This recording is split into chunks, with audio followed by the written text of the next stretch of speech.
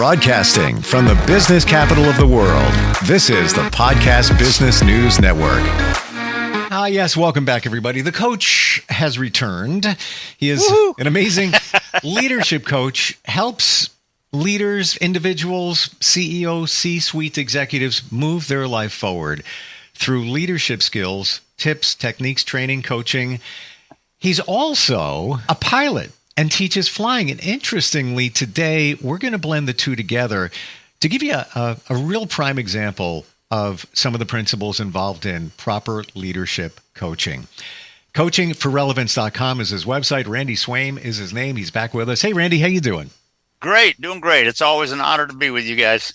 Wonderful to have you back here. I've learned so much about leadership. Honestly, I share it with others. I look like the Thank you. Smartest man in the room. Hey, there you go, man. There you go. You got my compliments, buddy. I'm part of a men's group, and some of the principles that you've talked about, I've shared at that group. I give you credit, of course. Yeah. So, and you know, it's interesting. There's a couple of the guys over at the DFW airport that have read my autobiography, because there's a lot of this that comes out in that too. A couple of them have said that a lot of the people at a couple of their churches want me to come by and talk, kind of thing. So yeah, thank you. I appreciate that. And I welcome people passing on insights. Sure. And we've talked before about your aviation career, which is just a part of you. Yeah. And we haven't mentioned it in a while, but interestingly, you've got a story involving aviation that ties into leadership skills.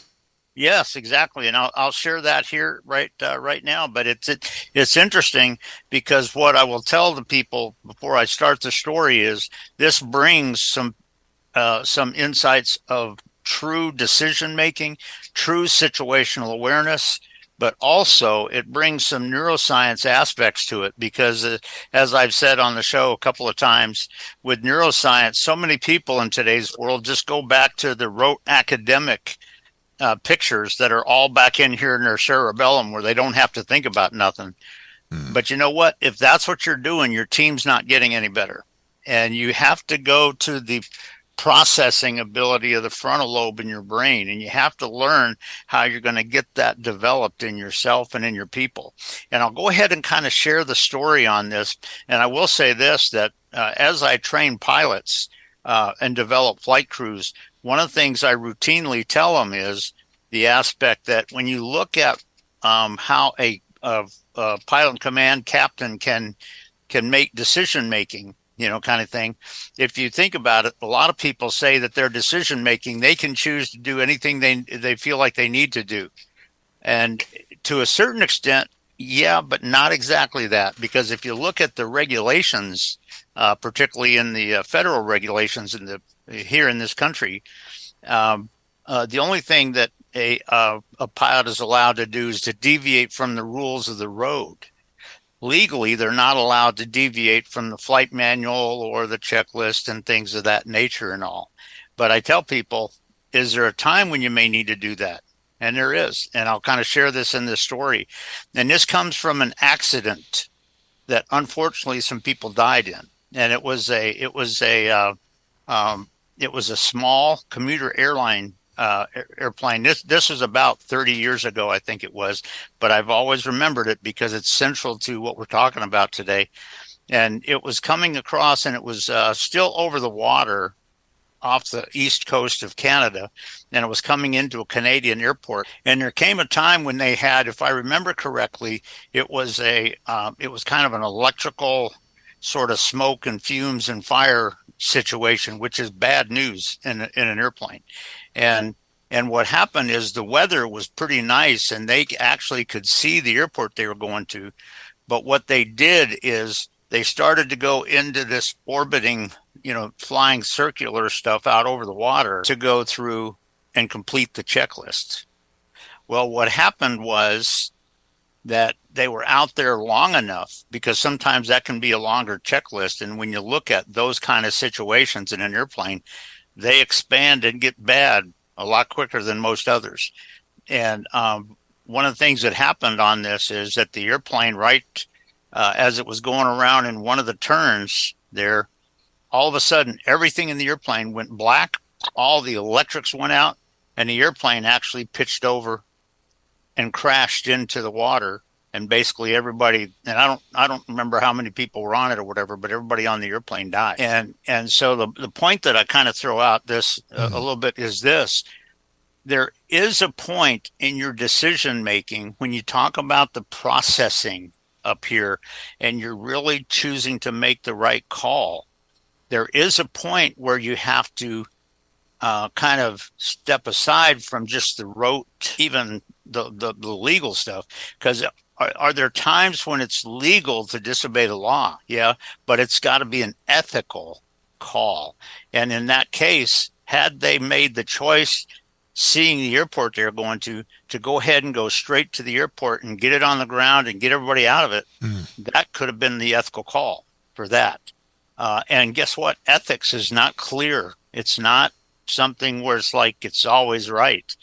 And so when you think about leading your team in challenging environments and challenging situations, you have to be aware of this aspect. How are you developing their processing ability so that they can uncover, even if you're not there with them right then, they can process and uncover the right ethical choices to make. And it's interesting. I think I've shared this a long time ago on one of the shows, but Sully Sullenberger, when he had what was it called? Miracle on the Hudson? Yeah, there you go. Yeah, and he ditched his airplane in the Hudson when birds went through and shut both engines down. And there were a lot of people right after that happened, that even clients that came in that I worked with said, well, they got into the simulator and they found out that he could have made it to Teterboro. And here's what I told them. I said, yes, if there's no unexpected turbulence or no unexpected jet wash or no unexpected wind issues going in there. And I said, he made the right ethical call. And what I'm really glad of is that the government never went after him. They were thinking about it, but they never went after him for his choice, because it turned out that he made the right ethical call to minimize risk and enhance the successful outcome for the people. And everybody survived it, as you know. And that's why they call it a miracle in the Hudson and stuff. But the bottom line is, and I throw this out to people, when you think about, you're looking at your team in a situation that is not just rote academic. How are you really developing your team? And in fact, I'll say this: how are you really developing yourself to be able to make the right, successful decisions, even when it doesn't fit an actual academic sort of standard? And people have to be thinking about that very often when you're talking about leading your team, and really in a road academic, or I'm sorry, rapidly changing and unpredictable situation, because you may have factors come on that you didn't expect. And if all you're doing is saying, well, when I was in training, this is what they told me to do, and so here's what we're going to do, and if it doesn't work, we'll just blame it on something, and you'd be surprised. I have actually heard individuals say that very thing. And you know what? That is unprofessional, and it is not ethical, and it is not right. And wow. And so I throw this out to you to people from just a leadership aspect. To what extent do you have some clarity on when it's right? Because I'll tell you what, breaking off from what the kind of the requirement might be to go into some ethical thing may be wrong. It may be second guessing what's really there. It may be there's some insights you don't have, possibly. Or it might be that it's the right choice. And when you're talking about your situation, I know in aviation, we talk a lot about situational awareness.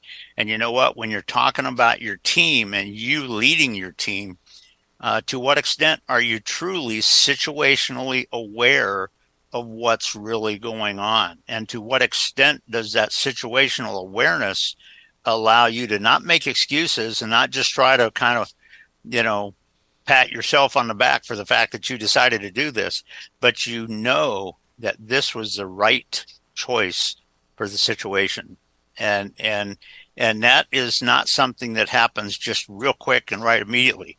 you got to give some, and part of the ability to think about this and to engender your brain and your neuroscience aspect to really gain insights on that and to get a sense of that and to be able to envision that and have accurate 100% situational awareness in a given unpredictable situation and make the right choice. Can you do that? And as a leader, what do you need to do differently to enhance that in you? But also, what do you need to do to truly enhance that and help that become part of your team? So that, because I'll tell you, if your team is growing in that, and I don't mean making excuses. I mean just saying, hey, we'll go do this. No, what I mean is having clarity on that aspect of the situation and everything, and knowing what the right decision is, which enhances safety and minimizes risk and increases the chances that it's going to be a great outcome, kind of thing. And having that clarity in their mindset, that is huge. And that is just critical when you're talking about bringing your team up. Because here's the thing. Once your team members start getting that kind of proficiency in the processing ability in their brain, what you'll find is that a couple of your teammates will probably come up with some insights on a factor that came on that nobody else saw. And you know what? It might be, yeah, this is what we can do. And the rest of the team goes, oh, yeah, kind of thing, or sometimes you as the leader can do that.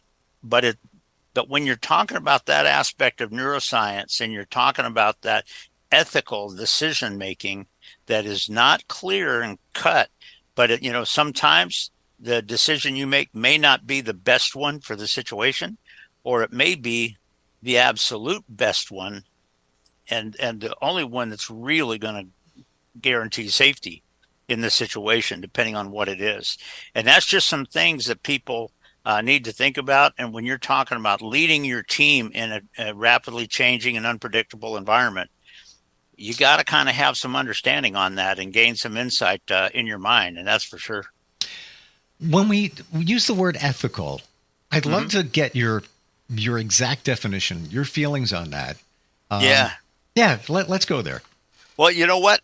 To be honest, that's a great question there, Steve. That is a fantastic question, because what defines ethics? And you know what? What I will do is I will kind of throw, for anybody listening, I will kind of throw that out there for just a second, because, when you talk about the ethics of it and everything, that part of the challenge on that is ethics has a certain degree of flexibility and not a clear, cold, this is what's right to do, kind of thing. Yeah, you may have something ethics. I think in general, the ethics aspect of it is one that generates the highest rate for success in what you're trying to accomplish, the safety for your people, if you're talking about an airplane, the safety for the passengers, kind of thing. And that's this airplane that crashed up in there that I just mentioned. That's one of the things that they did. What they were doing is trying to go with the rote academic thing that, we're supposed to go through this checklist and kind of thing. And guess what? That increased the risk. And had they, since they could basically see the airport they were going to, and they were looking at going through and completing the checklist before they go over and do that. There's some situations, if you have something like an engine failure or something like that, that guess what? You can do that and it doesn't hurt anything. But if you have something, in fact, I'll just, one of the things I share with pilots is if you have an electrical fire or an electrical situation like that in your airplane, people don't realize this. This comes from the aerospace training that I received for 2 years up in University of Buffalo. But if you think about it, if you have situations like that where the electrics in your airplane is kind of catching fire a little bit and heating up and all, what it does is the the heat and the impact doubles about every 20 seconds. So if you think about it, if you do that, if you're out there orbiting like this and you do that for 20 seconds, the heat and the effect of that is twice what it was. If you go for another 20 seconds, it's 4 times what it was. If you go for another 20 seconds, which would be 60 seconds, it's 8 times hotter than when you started. And so there's a thing with, when you talk about the ethics aspect of it, having clarity on the factors that are involved, what's truly related to the situation, what's really there, what's the real risk, and now what's the right decision. Because if they decided to come over and go ahead and land, and if they came in and landed, even if they were overweight, you're not supposed to do that. But you know what? If you come in and land overweight and airplane comes to a stop and you shut down, everybody gets out of the airplane safe, guess what? That can be an ethical call. If you do that on something a lot simpler, where you're just avoiding the checklist, that's not ethical. That's not right. So the ethics is a little bit variable. It's a little bit not quite as clear to most people in our society and everything. But basically, when you talk about the ethical thing, I think the big thing on it deals with how you're minimizing risk and increasing the potential success of what you're trying to accomplish here. And it's also increasing the safety and minimizing the risk to the people that are involved and things of that nature. And one of the things I say that when you're talking about the ethical aspect of it, one of the reasons that's sort of kind of challenging is because in a pilot world, or let's face it, if you're talking about leading your team in an environment and something comes up and it becomes a legal case, guess what? The challenge of the ethics and what's a little bit challenging on that, where it's a little bit variable and challenging, guess what? It requires the judge to agree with you. And you know what? They may or they may not. You just don't have any way of knowing. So when you talk about the ethical nature of it, it's not overly clear cut, and it's not ethical just because you want it to be. You gotta, as a leader and in helping your team get a sense of that, you have to have the processing ability where you can see the real picture of that, about how is the risk minimized. Does this really enhance our success and safety and security, kind of thing, and all of that. So it is challenging that when you're talking about leading teams in a challenging environment, guess what? One of the big things on that deals with, do you have the insights, processing ability that helps you to make the right decisions? And it's just something to think about. And it's interesting. A lot of the pilots that I work with over the last 25 years, every now and then I would ask them, before they left and when all the training was done and everything, I'd say, well, I'll tell you what, give some thought to this one question. And he said, what?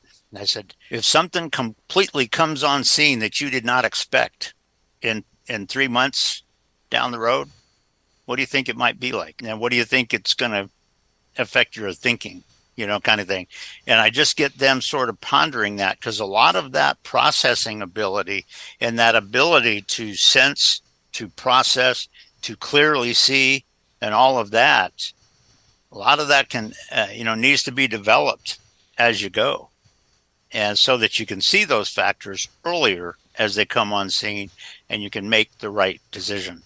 And so it's a good lesson from aviation and pilot training and that kind of thing, but it's also a good lesson for leaders who are trying to truly develop their team to be able to function in a challenging, unpredictable environment. And you know what? A lot of the industries that we are in right now, that people are in, may have some of those aspects involved. And as a leader, what do you need to do to really get that processing going, where you're not just going back to rote academic stuff or telling your team just do this, but you can engage some of the conversations that help them and really open up some radical success for what you're trying to accomplish. If we look at Sully and the situation on the Hudson, if he was your leader, how would you feel about him? And if you were in that position, would you have done the same thing? I will tell you this, I would have done exactly and precisely the same thing. And if I was his leader, I'll tell you what, I would have been applauding him all the way, because you know what? When both engines are failed, when somebody says, well, you could have made it over to Teterboro, well, guess what? You're making some assumptions on that. And what if those assumptions are not applicable? And that's what I told those pilots that said he could have made it. And I said, yeah, but if there's no unexpected jet wash from an airplane that landed ahead of him or whatever, had he gone over there and got on final with no engines where he's gliding, and his airplane sunk in and he hit the ground a mile short of the runway and took out an apartment complex and killed a bunch of people, it's not good. And so he made exactly the right call. And I got to tell you, if I was in his situation, I would have done exactly the same thing. What is and not to focus on the Sully situation. Yeah. But it does, in terms of leadership and ethics and all of that. Yep. At that moment, and we're just about out of time, but I've always wondered about this. Now I get to talk to a pilot. Hey, there you go. Cool. At that moment, engine's done. What is the danger of landing on water coming from a pilot? I can make my assumptions. I don't know. Yeah. Well, let me just tell you this. There's two reasons that kind of made his choice well. One of the risks has nothing to do with the engines, but one of the risks has to do with a pilot that had never landed on water before. Well, sure. That could have increased the risk. One of the reasons he made the choice that he did is because he had flown seaplanes before. And he was very well aware of the factors that are involved in that. So his choice was even no-brainer, man. No-brainer. That's right. And his choice was more ethical than even a lot of other people might have had for what they did. And like I've flown, I've flown glider tows and things like that, and aerobatic airplanes and all that kind of stuff, but I've never done seaplanes, kind of thing. And not to say that you couldn't, especially in that emergency situation, but Sully, go past go. If you with that experience, now it's logically making sense that's it. And so that's part of the ethics, the fact that if it was somebody else that had never done that, that could have increased the risk for them a little bit. But because he had that experience, guess what? That enhances the ethical nature of his decision because he had the experience where he could do that. But the bottom line is, like I say, whenever you're leading your team in a program that's just not rotely academic, there's some things like that with the ethical nature, your decision making. At what point do you need to switch it? And on what basis do you say that's valid? And all of that, guess what? That's an aspect that not only you got to develop in yourself, but you have to develop and grow that within your team. So as a team, they have a sense of how they should kind of consider that decision making when something is totally unpredictable and comes on scene that they go, ho, ho, ho, kind of thing. Wow. And so it's a key point. It's a lesson out of aviation, but it's good for any leader, because guess what? Those ethical natures can come in there, and you can make an ethical choice, which turns out to be not the right ethical choice. You got to have the thinking in there to program, to process it correctly, and have it really related to giving what you're looking to do. Process. So it's just huge. It's a huge aspect to think about. Coachingforrelevance.com is the website. You are available. Anybody, you're not a hard seller or anything like that. Nope. Got a question? Nope. Let's talk about it, see if it's a right fit, and move your leadership skills forward. Randy, thanks for the insight. Thanks for the aeronautical comparison today. Fascinating. Learned a lot about all of this.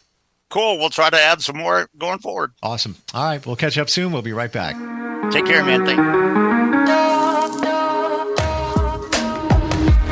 Broadcasting from the business capital of the world, this is the Podcast Business News Network.